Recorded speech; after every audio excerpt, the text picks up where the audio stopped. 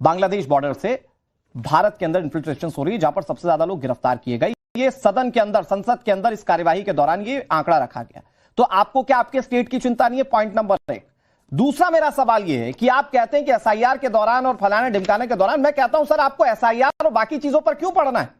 मैं कह रहा हूं कि आज के समय में जब एसआईआर की प्रक्रिया शुरू होती है तो बांग्लादेश का हकीमपुर चौक, जहां पर लाइन लग जाती है बांग्लादेशियों की, वो आपको क्यों नहीं दिखता सर?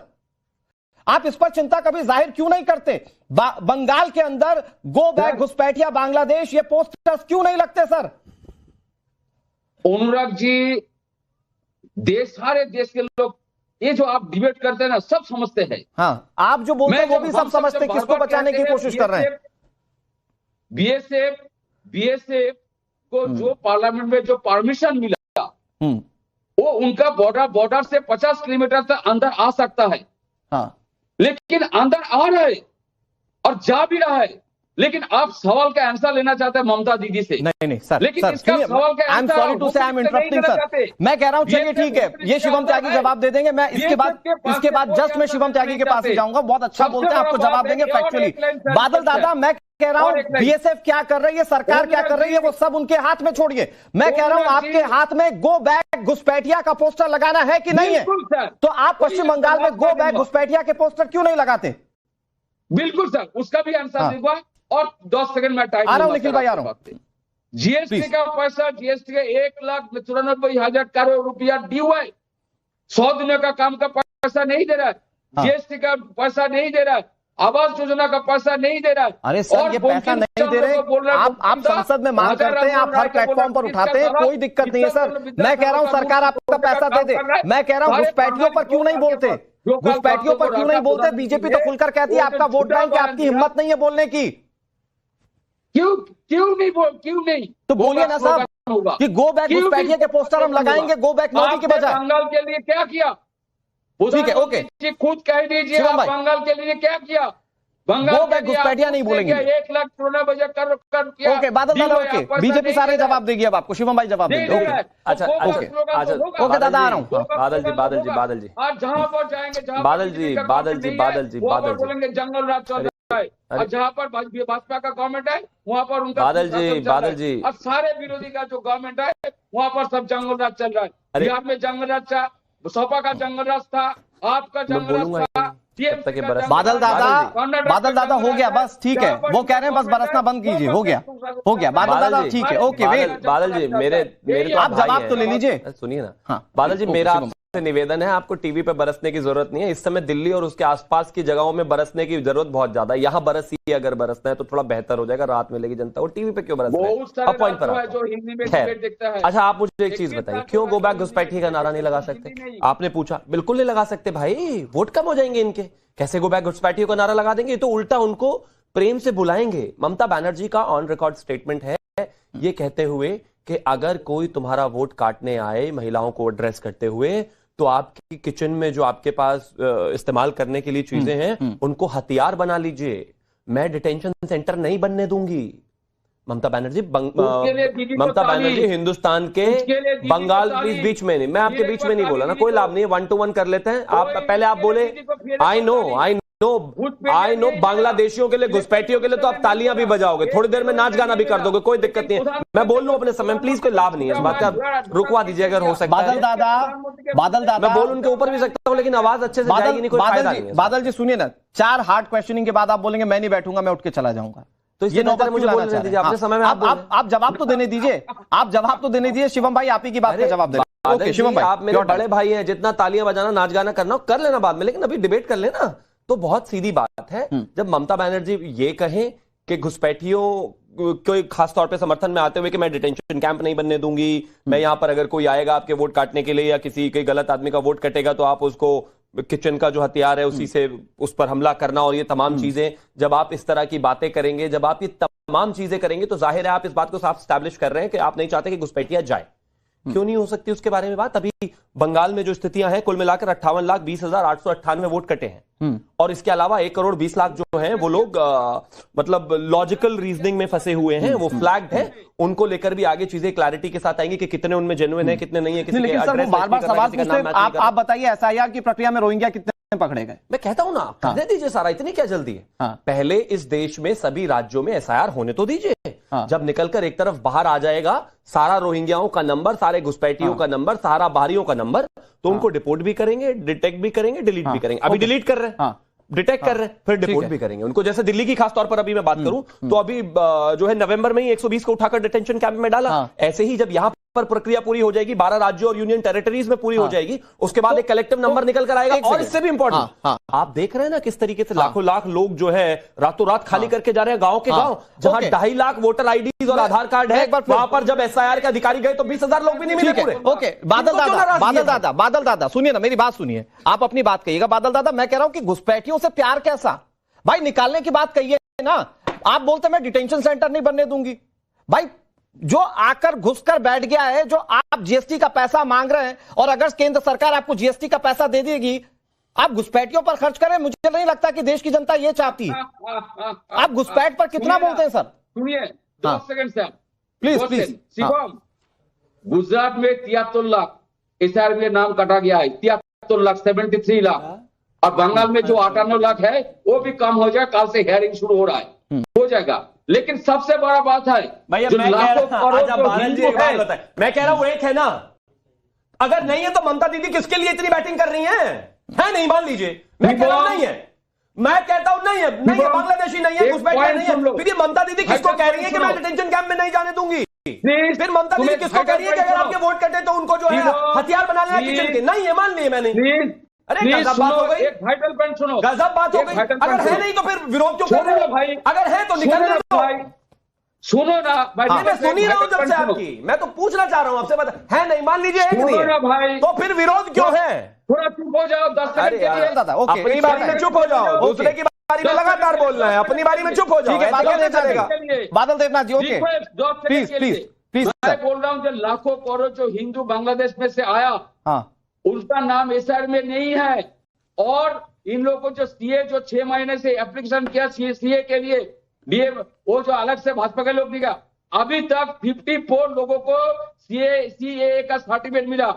लाखों करोड़ लोग फॉर्म फिलअप नहीं कर पाए हिंदू, तो लाखों करोड़ मुस्लिम संप्रदाय सर, तो आप ये बात रखिए ना, आप ये हिंदुओं की बात रखिए।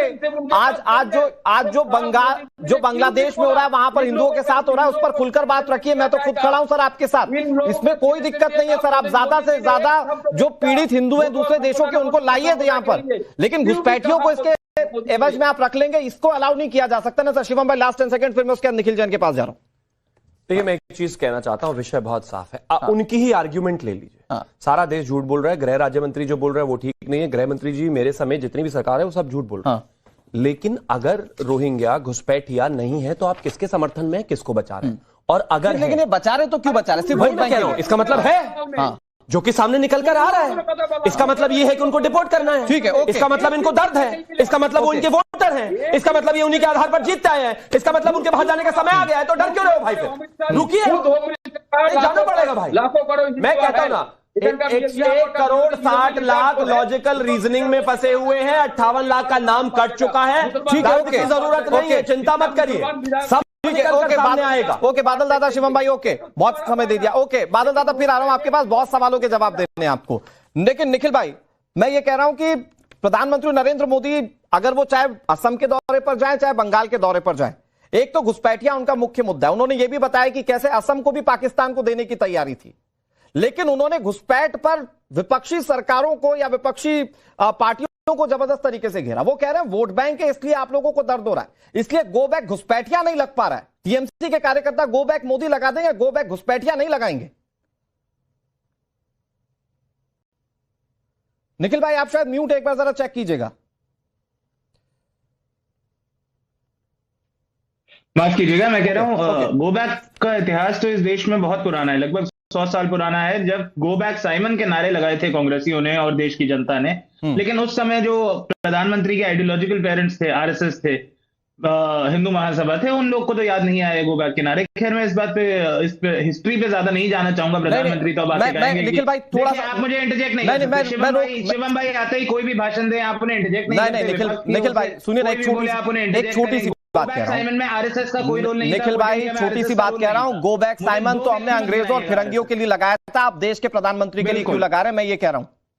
चलिए मैं बता देता हूँ क्यों लगा रहे हैं लोग अब अगर गो बैक के नारे लगाएंगे फिरंगियों के लिए, तो कुछ इनके तो पार्टी के बड़े नेता वापस चले जाएंगे, तो बड़ी दिक्कत हो जाएगी। ओके शिवम जी, ये तो बात निकल जाए, ओके निकल जाए। शिवम भाई मैंने इंटरजेक्ट नहीं करा था, शिवम भाई नहीं करा था। देखिए गो बैक मोदी के कोई नारे लगाए, गो बैक राहुल गांधी के लगाए, गो बैक ममता के लगाए, ये लोगों का लोकतांत्रिक अधिकार है। सत्ता को काले झंडे दिखाने का रिवाज इस देश में अंग्रेजों के समय से रहा है, अंग्रेजों के बाद भी रहा है, और किसी भी लोकतांत्रिक नेता को इसमें कोई दिक्कत नहीं होनी चाहिए। दुनिया भर में लोग अपने नेताओं को काले झंडे दिखाते हैं, आपको इतना छुईमी बन के बैठने की जरूरत नहीं है, पहली बात। दूसरी बात, आपने कहा प्रधानमंत्री मोदी के लिए घुसपैठियों का मुद्दा तो बड़ा मुद्दा रहा है। उनके लिए घुसपैठियों का मुद्दा बड़ा चुनावी मुद्दा रहा है, चाहे वो झारखंड का चुनाव था, चाहे वो महाराष्ट्र का चुनाव था, चाहे वो बिहार का था, चाहे उससे पहले दिल्ली का था, चाहे अब वो बंगाल का है। प्रधानमंत्री मोदी घुसपैठियों का मुद्दा मुखर तौर से लहराते हैं चुनाव के दौरान, चुनाव से पहले और चुनाव के बाद उन्हें याद नहीं आता। अभी शिवम भाई बताएंगे मुझे कि किस तरीके से 120 घुसपैठियों को निकाल दिया, 50 को निकाल दिया, 60 को निकाल दिया, लेकिन संख्या जब देश में टोटल घुसपैठियों की दी जाती है तो 2 करोड़ 4 करोड़ ऐसे होती है। अब 4 करोड़ में से 400 को निकाल के हम ताली बजाएं तो शिवम भाई देख लें। दूसरी बात नहीं, एक सेकंड में अपनी बात पूरी कर जल्दी बिल्कुल जल्दी। ये हमारे भारत सरकार के प्रिय मंत्री हैं हरदीप सिंह पुरी जी, इनका स्टेटमेंट है कि किस तरीके से रोहिंग्या से आने वाले इलीगल इमिग्रेंट्स को, पहली बात तो घुसपैठिए शब्द मैं बोलना नहीं चाहता, मैं गैर कानूनी नागरिक बोलना चाहता हूँ, गैर कानूनी गैर नागरिक, ये पुरानी बात हो गई, नागरिकों को उन्होंने नहीं सुनिए, पुरानी बात हो गई, आप जबरदस्ती खींच रहे हैं। पुरानी बात क्या हो गई है? 2021 में आप घर दे रहे हैं उनको डीडीए में। हमारी देश की जनता के पास, भारत के नागरिकों के पास घर नहीं है दिल्ली में। अच्छा ठीक है, ओके, नाजिया जी को भी प्लीज स्क्रीन पर आएगा। शिवम भाई आ रहा हूँ आपके पास, लेकिन निखिल भाई थोड़ा सा अगर आप फैक्चुअली बात करें, निखिल भाई ओके, निखिल भाई ओके, निखिल भाई आप मेरी बात तो सुनेंगे, मेरी बात तो सुनेंगे, आप तो बहुत शांति से बात करने वालों में से ना। आप कह रहे हैं 140-50 घुसपैठियों की बात कर देंगे, शिवम हमारे साथ बैठे हुए हैं वो, मैं एक मिनट शिवम भाई कहना चाह रहा हूं, शिवम भाई एक सेकंड, हरदीप सिंह पुरी जी का जो ट्वीट आया था उसके तुरंत बाद एमएचए का ट्वीट है, ठीक है ओके, कि उनको डिटेंशन सेंटर भेजा जाएगा, सर मुझे लगता है देश के गरीबों को दिया जाएगा। थैंक यू, आप आगे चलते हैं। वो फॉल्स के बारे में बात होती है, मुझे लगता है इस पर चर्चा करने की जरूरत नहीं है, लेकिन इस एक टॉपिक पर चर्चा करने की जरूरत है निखिल दुबे जी। वो टॉपिक दरअसल ये है कि 2014 से 2025 तक 23,926 घुसपैठिए। Is it a small number? आप कह रहे हैं 142 140 के बारे में बता देंगे शिवम त्यागी हमारे साथ, लेकिन 2014 से 2025 तक 11 साल में 23,000 घुसपैठिए पकड़े गए, मतलब इन्फिल्ट्रेशन की कोशिश हुई है। और भारत बांग्लादेश बॉर्डर पर सबसे ज्यादा 18,851 पिछले 11 साल में हुई है, और सिर्फ इसी साल भारत बांग्लादेश सीमा पर 2,556 इस साल तक। आपको ये छोटा नंबर लगता है निखिल दुबे? 0.1% है सर। पहली बात तो निखिल जैन, निखिल दुबे माफ कीजिएगा, 0.1% सर। उस पैटियों का नंबर तो भारत सरकार 2 करोड़ देती है, आप उसमें 20,000 23,000 की संख्या बता रहे हैं। मुझे एक बात बताइए निखिल जी, मुझे एक बात बताइए, आपका घर है, आप पूरा मालिकाना हक रखते हैं, उसमें आकर 0.1% भी किसी को हक लेने देंगे? नहीं, मैं तो कह रहा हूं पहली बात आप समझिए, मेरे घर में 1.5% ने हक ले रखा है, क्योंकि 2 करोड़ घुसपैठिए हैं 140 करोड़ के देश में, भारत सरकार के आंकड़े हैं। उन 2 करोड़ में से मेरी प्यारी भारत सरकार केवल 20,000 को 23,000 को निकाल पा रही है, जो 2 करोड़ घुसपैठियों का 0.1% हुआ। और पहली बात तो इतने सारे घुसपैठिए आ कैसे गए जब अमित शाह जी जैसे गद्दावर गृह मंत्री बैठे हैं, जब हमारी इसके बाद नाजिया जी आ रहा हूं, है बीएसएफ है, सब कुछ है, कैसे आ गए? आप यकीन मानिए निखिल भी परमानेंट जो है टाइम्स पे आते हैं, मैं भी आता हूं, ये तर्क दे देकर बता कर थक गए, लेकिन ये आदमी सुनते सुनते बिल्कुल थकते नहीं है, वही रिपीट आर्ग्यूमेंट चलाए जाते हैं। इस देश के गृह मंत्री ने फ्लोर ऑफ द हाउस खड़े होकर कहा था कि आदरणीय गृह मंत्री जी ने ममता बनर्जी को अप्रोक्सीमेटली 10 चिट्ठियां लगातार लिखी कि हमें बॉर्डर पर फेंसिंग करनी है, बांग्लादेश से जो जुड़ा हुआ बॉर्डर है हमारा 1067 किलोमीटर का, उसमें ज्यादातर एरियाओं पर फेंसिंग नहीं है, राज्य सरकार से जमीन चाहिए, जिसके बाद जब भी फेंसिंग लगाने के लिए वहां पर सेना काम करती है, इनका कैडर पहुंच जाता है, दंगा करता है, हंगामे करता है। इसके अलावा अप्रोक्सीमेटली 667 किलोमीटर का बॉर्डर ऐसा है, और उसमें से भी अप्रोक्सीमेटली 250 किलोमीटर का बॉर्डर तो ऐसा दुर्गम है कि जहां से ब्रह्मपुत्र अगर निकलती है ना, तो इतने यहां तक चेस्ट तक के पानी में खड़े होकर वो इस देश के बॉर्डर को संभालते हैं, लोग वहां से आयरनी ये अंदर नहीं घुस है। रहे हैं। शिवम भाई, लेकिन आयरनी ये नहीं घुस रहे हैं तो शिवम निकाल भाई, जब सरकार रही है तो क्यों तैयार नहीं हो? ये तो सारे सवाल के जवाब दे दिए जा चुके हैं, लेकिन घुसपैठियों से कैसा प्रेम भाई? खुलकर बोल ही नहीं रहा। ये तो आप एक चीज मुझे बताइए। हाँ, भाई एक मिनट, मुझे आ रहा हूं, तो ऐसा लगता है कि राहुल जी और ममता जी इसके बांग्लादेश में चुनाव लड़ रहे हैं, क्योंकि हिंदुस्तानियों की तो बात ही नहीं हो रही। कितने निकाल दिए, क्यों निकाल दिए, क्यों निकाल रहे हो, क्यों डिटेंशन सेंटर बना रहे हो?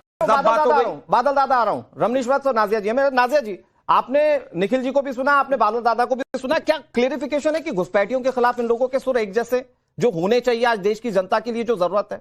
भाई 1.1% भी, मैं कह रहा हूं 0.1% भी क्यों हमारे देश में घुसपैठियों को टॉलरेट किया जाए? और अगर नहीं किया जाना है तो आप साथ दीजिए सरकार की कमियों की बजाय। पश्चिम बंगाल की मैं वोटर हूं और मेरे परिवार के तकरीबन 10,000 लोग पश्चिम बंगाल के वोटर हैं और मेरे लिए यह बहुत बड़ी दुर्भाग्य की बात है कि घुसपैठियों के लिए हमारी मुख्यमंत्री ममता बनर्जी साहिबा वेलकम करती हैं और देश के प्रधानमंत्री के लिए गो बैक करती है। यह बहुत बड़ी विडंबना और बहुत बड़ी दुर्भाग्य की बात है मेरे लिए as a voter of West Bengal. दूसरी बात है कि साउथ 24 परगना से गुलाम सद्दाम सरदार के घर से एक सुरंग पाया गया था, जो सुरंग डायरेक्ट बांग्लादेश जाता था। उसके बाद अभी जब मैं बंगाल के दौरे पर थी और बंगाल में जब मैं बनगांव एरिया में गई थी, बेलडांगा एरिया में गई थी और हाड़वा एरिया में गई थी, जो बॉर्डर के पास सारे लोग अपना पूरा बोरिया बिस्तर लेकर के बैठे हुए थे और वो कह रहे थे कि डिटेंशन सेंटर नहीं जाना है। मेरा तो घर ढाका में है, मेरा घर बांग्लादेश में है, मुझे बांग्लादेश रिटर्न जाना है, नहीं तो यहाँ पर एसआईआर हो रहा है और हम लोगों को डिटेंशन भेजा जाएगा। तो क्या इसको भी ये इनकार कर देंगे? दूसरी बात आती है कि लिस्ट तो खुद ममता बनर्जी के पास है।